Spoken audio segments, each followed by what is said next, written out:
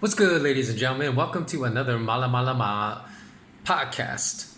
Today's podcast is called Why Does Speculation, Feelings, and Superstitions Pass for Facts in Today's World?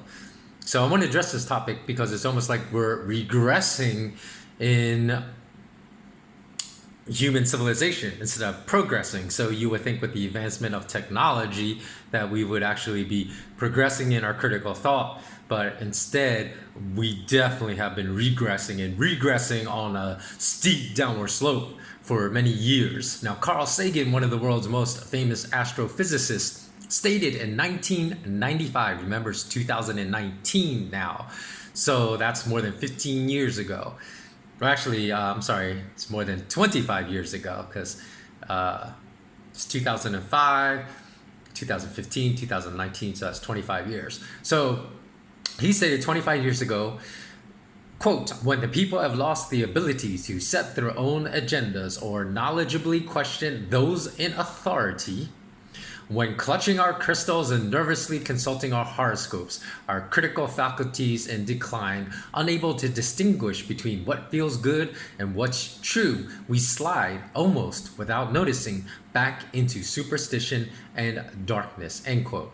So more than 25 years later, this statement has accelerated tenfold, and we can explore the multiple reasons for this topic and why the dumbing down of society has led to misconceptions about what are the real causes of great wealth inequality distribution that exists in every nation on planet Earth today. So I'm not actually going to get into the actual causes of great wealth inequality distribution, although nothing you learn in business school or you learn in an MBA program is going to provide the answers. I provide the answers in SK Wealth Academy. So if you want to know what the real reasons are, please visit malamalama.com, MAALAMALAMA. Sounds exactly it's spelled exactly how it sounds, except there's two A's in the first syllable, malamalama.com, which should be released sometime.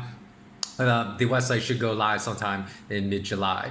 So number one, the origin of the lack of critical thinking in academics. Now, the global schooling system used in the entire world today originated in America during the Industrial Revolution from 1760 to 1840 and during the Second Industrial Revolution from 1840 to 1870. Now, during this time, the purpose of school was to produce millions of compliant and non-thinking students that would unquestioningly be good, obedient factory workers for the richest Americans like Standard Oil owner Andrew Carnegie and Chase Manhattan Bank owner John D. Rockefeller. Now, today, not much has changed because even the best schools in the world, like the Ivy Leagues in America, pump out cookie cutter students that all think the same in order to provide a continuous obedient workforce now for the largest corporations in the world, instead of back during the Industrial Revolution when their goal was to provide obedient workers for the largest factories in the world. So it's just migrated from factories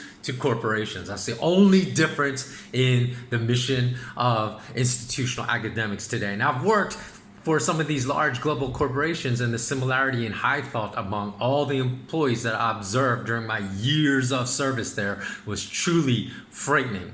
Now, other problems regarding the lack of critical thought in America is the fact that basically classical philosophy is no longer taught in most Western schools. So you don't have the great works of philosophers, like classical philosophers like Aristotle, Plato, Socrates, Jean-Jacques Rousseau, Thomas Aquinas, I think he pronounced his last name Aquinas, Thomas Aquinas, and nor are any of the works of the more modern great philosophers like Krishnamurti or even the author/philosopher Leo Tolstoy, who wrote a great philosophical short story called The Three Questions that I recommend you search for on the internet and read it, because it's a very, very short read, but raises a lot of questions that are still very applicable to society today. It's called The Three questions. Okay, so number two, there's a lack of diversity in media sources today that masquerade as diverse sources. So there are people that say,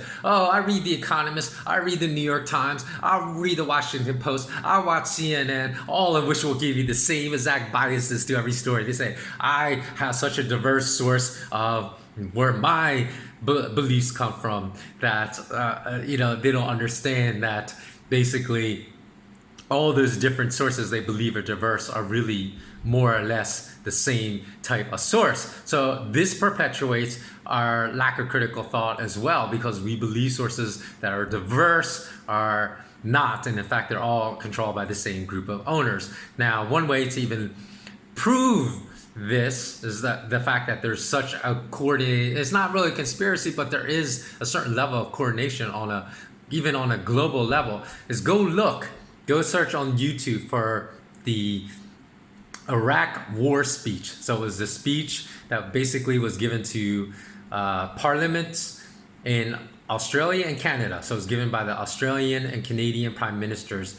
And it was a speech that basically drew those countries into war. Now, if you listen to it, you will find they said the exact same speech word for word. So if you think presidents and prime ministers have the autonomy to do what they want, just go and listen to that speech. They don't even have different speechwriters. They have some speechwriter that is on this globalist agenda of perpetual war that's basically handing a speech to the Australian Prime Minister, handing the same exact speech to the Canadian Prime Minister and say, this is what you need to say to gain the public support of your citizens to go to war in Iraq. So it's just insanity. So there's even a lack of diversity among the nations that comprise NATO. And the fact of the matter is, you can look even at U.S. news, the mainstream media news broadcasts in America, and all the channels. A lot of people don't know there's one singular broadcasting company called Sinclair Broadcasting that owns dozens and dozens and dozens of news stations in America. And again, you can go search for on YouTube. Just search for something like the dangers of fake news, Sinclair Broadcasting, and you'll find basically a mashup, and I think it's like well over 40 different news anchors that are saying the exact same narrative. I'm not even exaggerating when I say exact. I'm talking word for word, which means they were handed a script about what to say regarding the topic of fake news in cities all across America, from the East Coast to the Midwest to the West Coast, and all the anchors are reading from the exact same script handed to them. So there's no news anchor that's doing any type of real journalism and investigative news, but they're basically all presenters / actors, just repeating the narratives like a trained puppet or a trained parrot. They're reciting the narratives of their media owners. Now, even in podcasts, I have a big problem with some of the most popular podcasts. Even though Joe Rogan, his podcast presents some tremendous conversations, because we don't really receive these type of unfiltered conversations with a lot of people that have a lot of good things to say in the news media format. So I'm definitely going to give him props for that element of his podcast. But he by far has the largest influence of any podcaster on the thoughts and belief systems of millions of people, because he has 5 million subscribers, and his podcast regularly receive millions of views each. And it seems like several times during the course of every podcast I've listened to, although, I don't listen to every podcast because no one has the time, but just in the ones that interest me, but it seems like several times during the course of every podcast I've listened to, he asks his assistant, Jamie, to Google this when he doesn't know the answer to something, as if Google was an infallible source of information, as if their search engine is always going to produce the best and most honest response, which is a completely naive belief system to anyone that believes Google is unbiased. Google is unbiased like the CIA is unbiased, like the NSA is unbiased, because Google has extremely close ties to intelligence agencies and the U.S. Department of Defense. So to believe that this is an unbiased search engine is just ludicrous. And in fact, referencing them as an infallible source of information is so delusional, because the reality is that using the Google search engine to try to find truthful answers to questions is like searching for a needle in a haystack. And I don't mean to any question. Of course, it's very easy. You're going to get truthful answers 100% of the time if you're just asking basic questions like, how far is it from Los Angeles to San Francisco in kilometers? You're going to get a correct answer. But I'm talking about any answer whereby there might possibly be multiple different answers. In other words, there's not one convergent answer, though Google wants it that way. They want to give you one answer to every question, no matter if there's a multitude of different possibilities of answers to that singular question. They want to give you one because they want you to believe what their handlers want you to believe. So they're basically, you're going to receive a whole lot of disinformation when using Google in searches to questions that are open to the biases of Google executives and the biases of the State Department. But Mr. Rogan often just spouts answers provided by Google to his millions of listeners as fact, when a lot of times he's completely spouting misinformation. So just because, and that goes with Snopes too. So just because the Google search engine returns something as an answer does not mean it is right. All you need to do is just go watch a documentary called The Creepy Line, because it's all about how Google tries to control the populations. And we're talking about the global population, because the Google website is the most accessed page in the entire world. So it has the most influence on people's belief systems and what they think is fact and what they think is fiction. And if you go watch the Creepy Line documentary, you will never rely on the Google Internet search engine as an indisputable, infallible source of correct information ever again. And the other problem is that there's also a lot of demagogues out there, a lot of people who know a lot of information, because I'm not saying someone like Neil deGrasse Tyson does not know a lot about astrophysics. He knows a lot about astrophysics, but again, you have to understand that everyone's a human. So I don't care if they're a doctor, they're an engineer, if they're a preacher or pastor, people have agendas. I'm not saying everyone has agenda, because there are truly good-hearted people out there, but a lot of people do have agendas. So just because someone spent like years studying a certain topic, that doesn't mean that they're the unquestionable, indisputable authority about that subject. Because I'll give you a perfect example.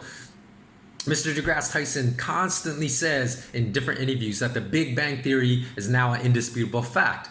And if it were, it would not be called the Big Bang Theory, because a theory is something that does not yet have indisputable evidence. So it would be called the Big Bang fact. And Carl Sagan, as a matter of fact, an astrophysicist that I respect 100 times more than Neil deGrasse Tyson, because this isn't the only thing that Neil deGrasse Tyson goes around spouting as fact that is not fact. Carl Sagan once said, extraordinary claims require extraordinary proof. But we have prominent people in all fields of study all over the world parading their feelings with no extraordinary proof as fact. And millions of people blindly and very foolishly believe them. Number 3 is the inability of people to think properly. People use all kinds of false arguments, including, oh, my academic pedigree is better than yours, my GPA was higher than yours, my IQ is higher than yours, to claim that they are right in an argument. But the only valid argument is reliance on facts. It should be clear cut. So it doesn't matter if you have a low IQ and your facts are much better than someone that has a genius level IQ of 140 or more, then, or I think genius is like 150, 160, then that person with a low IQ is going to be in the right, because his facts are right. But people resort to all kinds of stupid arguments. For example, when we talk about IQ, because sometimes I hear people spout their very high IQ. Did Mozart, Jean-Michel Basquiat, or Plato have genius level IQs? And obviously, probably Plato there were no IQ tests back then, so don't know. I don't know if Mozart and Jean-Michel Basquiat ever took IQ tests. But in my mind, in my opinion, they're all geniuses in what they did. Mozart was a musical genius. Jean-Michel Basquiat was an artistic genius. Plato was an intellectual genius. But I'm not so sure that they would all grade out as a genius on the standard IQ test, because having a high IQ does not even guarantee that you're a strong critical thinker. as IQ exams test a lot of things outside of just intellect. And furthermore, if we don't ask the right questions, we will always receive the wrong answer. Social media contributes to the dumbing down of society. Facebook, Instagram, they all trigger the amygdala in the brain. If you don't know what the amygdala is, it's a part of the brain in which our emotions are housed. So it's responsible for producing feelings of fear, anxiety, depression, loneliness, basically a lot of the negative emotions that can manipulate us into naively believing a lot of things that are not true. Because of the neuroplasticity of the brain, the more we engage in this particular brain matter, the dumber we become. So social media usage unwinds our enlightenment as human beings and degrades us into embracing a primal caveman-like state in which the foundation of our beliefs become rooted in emotional responses only, which means we're moving away from rationality to the opposite side of the spectrum of irrationality and foolishness.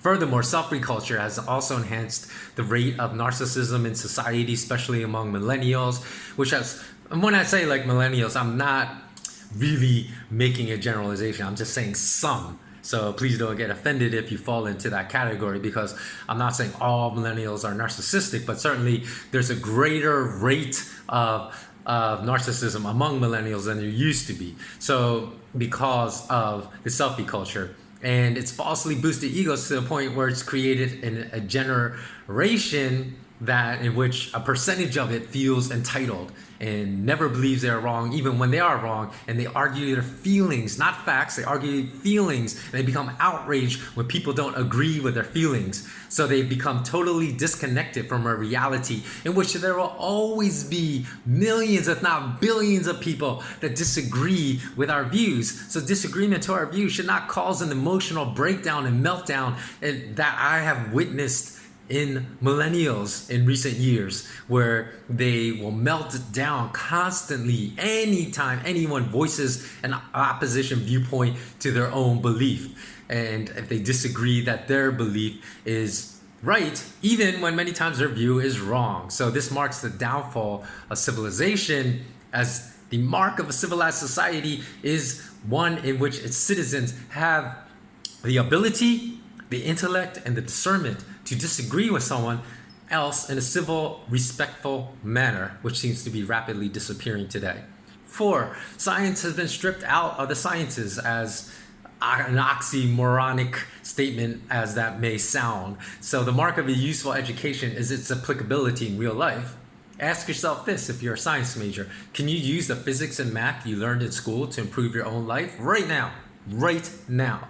If you say, no, I don't really know how to apply this knowledge to make my life better, then the knowledge you're learning in your physics and mathematical classes is useless. Knowledge is not power. Knowing how to apply useful knowledge to improve your quality of life is power. And that's what's missing from most, I wouldn't even say most schools, that's what's missing from every single school in every city and every nation on planet Earth today. Ask kids all around the world how they can use the knowledge they learned in any science-based class. I'm not just talking physics and math. Ask them even chemistry. How are they going to use that knowledge to improve their lives? And most will just look at you with blank stares. So asking the wrong questions gives you wrong answers in life. But also learning the wrong knowledge does not make you smart and can in fact multiply one's ignorance.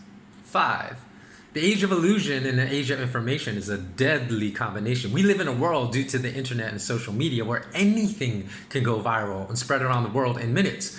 Unfortunately, there is too much information today. So whereas technology, we can look at it as a great thing, sometimes it also introduces new problems, because we have so much information available and accessible at our fingertips, on our phones, on our computers, via the internet, that, like as I said before, even if we use Google search engine, it's really difficult to really separate the wheat from the chaff, because what Google returns to us a lot of time is the chaff. We're not getting the wheat. We're not getting the truth. We're getting a whole bunch of propaganda, lies, and disinformation that the owners of Google want us to believe. And unfortunately, there's too much information today where one has to throw out 99 pieces of bad information just to get one good piece of information. And in fact, that ratio is too low when it comes to monetary truths. If you use Google to search for monetary truths, I can guarantee you're getting hundreds of bad pieces of information for every one good piece of information that search engine returns. So let's look look at what I originally opened up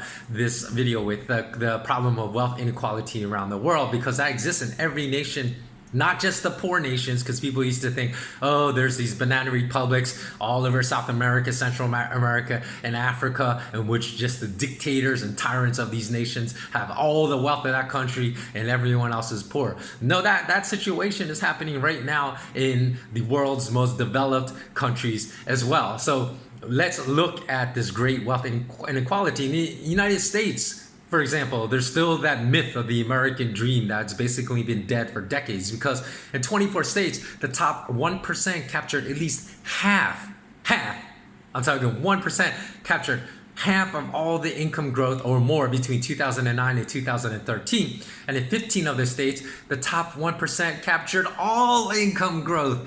In another 10 states, the top 1% of incomes grew in the double digits, while the bottom 99% of incomes fell. So how's that for a lot of equality? So for the United States overall, the top 1% captured more than 85% of total income growth between 2009 and 2013. In 2013, the top 1% of families nationally made more than 25 times as much income as the bottom 99%. So this is not a sustainable model for a civilization that wants to move forward, in which everyone basically gets along. So this is why we have so much divisiveness today, because those in power also know these stats that I just relayed to you. So they want to keep everyone else divided because they only fear a united people. So that's why their whole goal is to keep everyone divided. And in the last election, being in 2016 in the United States, 2020 will be the next one, socialist Bernie Sanders was thought to have a real chance of winning the US presidency. This is how bad it's gotten, because people don't even understand that the flaws of the economic model in the United States are not flaws of a free market capitalism model, but it's flaws of a free market capitalism model that has been hollowed out by those in power to not even resemble anything close to free market capitalism today. So if you just reinstill and take away the rotten, corrupt, hollowed out capitalism model that those in power have put in place and replace it with free market capitalism, that would be a far superior solution to socialism in the United States. But Bernie Sanders was thought to have a real chance of winning the Democratic nomination for the US presidency in 2016, but basically because the DNC, Democratic National Committee, supported Hillary Clinton, they froze Bernie Sanders out, and they were probably lucky because he probably had a good chance of winning had they not frozen him out. And then in 2020, they say socialist Senator Alexandria Ocasio-Cortez is believed to have a great chance of winning the DNC nomination, because in the US, people don't have no idea what is really behind the root cause of great wealth inequality in the United States. And they falsely, naively, and foolishly think that socialism will level the playing field again. So this is a problem of failure to understand the problem that leads to bad solutions. Because again, if you ask the wrong questions, you will get the wrong answers, like socialism is the problem. So one needs to understand the problem correctly to avoid the foolish solutions. So that basically wraps up this particular vlog or podcast or whatever you want to call it. And again, if you're interested in learning more about these topics, please do come back. I'm going to be posting fairly frequently with the launch of my SK Wealth Academy on this channel. I'm going to try to upload them on ThinkSpot, on Jordan Peterson's non-censored, because I used to regularly post videos like this on YouTube, but they all got censored, they all got demonetized. I had 30,000 subscribers. I was regularly getting anywhere from 10 to 70 to 80 to even on rare occasions several 100,000 views, or actually one of my videos got millions of views. But then after the truth started scaring the owners of YouTube, which is Google, too much, then they completely just censored, shut down. I mean, they didn't shut it down, but they, in fact, by demonetizing it, never informing my subscribers when new videos were uploaded, they basically crushed my entire audience. So that's why I've migrated away to other more honest channels. So if you like this, please do share it with everyone, because we need to fight back against YouTube. So please share this. Please do come back and visit my website, which again will be up and running some point in mid-July, called Mala Mala Ma, Maalamalama. Mala Mala Ma. It's a Hawaiian word. If you're interested in what it means, it has everything to do with this topic. So go look it up. Okay, have a blessed day, everyone, and remain intensely curious. So long.